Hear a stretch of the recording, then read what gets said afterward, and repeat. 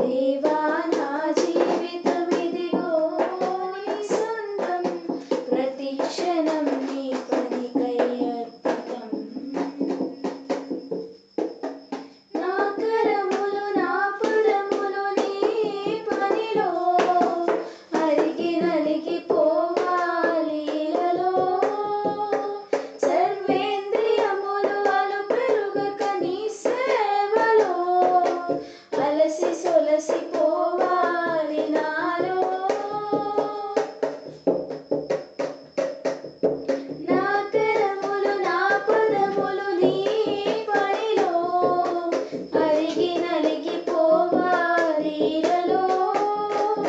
సర్వేంద్రియములు అలు పెరుగక నీ సేవలో అలసి సొలసిపోవాలి నాలో. నా శరీరం